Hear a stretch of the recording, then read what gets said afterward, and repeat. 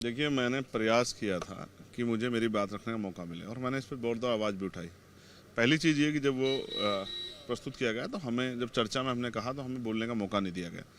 ये जो है कमज़ोर वर्गों की आवाज़ जो है पार्लियामेंट में दबाई जा रही है, ये अच्छा नहीं है। हमें जनता ने चुन के भेजा, हम किसी के दया पे यहाँ नहीं है। दूसरी बात, जब ये बिल प्रस्तुत हुआ और उसको पुरस्थापित करने के लिए कहा गया तब हमने इस पर डिवीज़न की मांग की।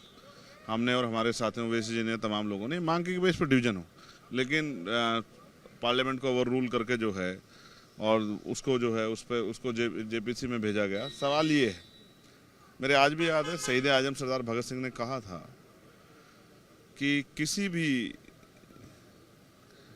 जज द्वारा जो फांसी की सज़ा सुनाई गई, अगर उसके पीछे उसकी नीयत हटा ली जाए तो उस जज में और हत्यारे में कोई ज़्यादा फर्क नहीं होगा। मैंने पार्लियामेंट में सुना, सरकार ने कहा, स्पीकर भी थे और सरकार के मंत्री भी बोल रहे थे, सरकार के एमपी भी बोल रहे थे कि हम अगर सरकार में आए तो विचारधारा के आधार पर सरकार में आए हैं, तो जिन महान पुरुषों की विचारधारा को हम लोग मानते हैं उन्हीं के अधूरे लक्ष्यों को पूरा करेंगे। क्या सरकार, हमें सोचना है बिना डर के, मैं कह रहा हूँ, क्या सरकार मुस्लिम हितैषी है? सरकार का एक कोई कानून मुस्लिम हितैषी बना है?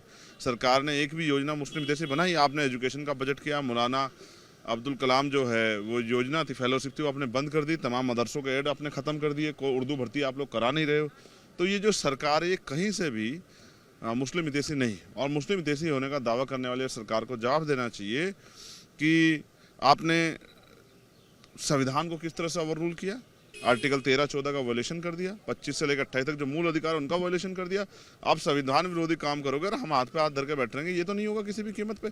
कल कोई आके खड़ा कर देगा, आपने जो है सर्वे जो है कमिश्नर को नजरअंदाज कर दिया, आपने ये सारी पावर जो है एडमिनिस्ट्रेशन को दे दी, जिलाधिकारी को दे दी। आप ये जानते हैं और मैं भी जानता हूँ, हमने सरकारें देखी है, जिलाधिकारी वो है जो सत्ता के हिसाब पे कार्य करता है, सत्ता के आधार पे कार्य, सत्ता के ऑर्डर को मानता है। जब ये सब होगा तो कैसे न्याय मिल जाएगा? तो सरकार बहुमत में है, सरकार उसको पास करा सकती है, हम उसको नहीं रोक सकते हैं, लेकिन गलत अगर कुछ होगा तो हम लोग आवाज़ उठाएंगे। ये न्याय नहीं हुआ है, ये दमन हुआ है और इस दमन का हम लोग पुरजोर विरोध करते हैं।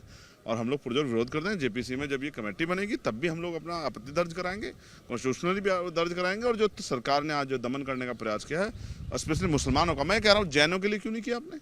जैनों के देखिए, उनके तीर्थंकरों को किस तरह लूटा जा रहा है, उनको किस तरह से परेशान किया जा रहा है। आप उनके लिए भी जो है इलेक्शन के बोर्ड बना देते, लेकिन आपकी निष्ठा क्या है? आपकी निष्ठा ये है कि मुसलमानों को कमज़ोर किया जाए। इस निष्ठा से आप काम कर रहे हैं। इसका खामियाजा बंटवारे के रूप में हमने पहले भी महसूस किया है और पहले ये दर्द सहा है देश ने। मैं नहीं चाहता हिंदू मुसलमान तमाम तरह पॉलिटिक्स, मुद्दों की पॉलिटिक्स हो। और आप इतने हितैषी, तो बताओ आपके कितने मेंबर ऑफ पार्लियामेंट है मुस्लिम? कितने मुसलमानों को मंत्री बनाया? कितने आप, मैं उत्तर प्रदेश से आता हूँ, शायद एक भी इंस्पेक्टर चार्ज पे नहीं है मुसलमान। मुझे लगता है एक भी एसएसपी जो है चार्ज पे नहीं होगा मुसलमान। तो सच ये है कि आपकी नीयत क्या है, आपकी नीयत से स्पष्ट होता है कि आपकी नीयत मुसलमानों के पक्ष में नहीं। मुस्लिम सांसद थे, वो कह रहे हैं कि हमारे धर्म में ये घुसपैठ की कोशिश की जा रही है, उन लोगों ने। वो बिल्कुल अपनी पीड़ा रख रहे हैं। और हमने कहा ना, डिवीजन की मांग हमने इसलिए की कि सब पूरे देश को पता लगे कौन किसके पक्ष में खड़ा है। और हम ये कहते हैं, ये अगर किसी पे भी जुल्म किया जाएगा, अल्पसंख्यक पे, मुसलमान पे, कमजोरों पे, जैन पे, सिख पे, बौद्ध पे, महिलाओं पे, तो हम उनकी आवाज़ उठाएंगे।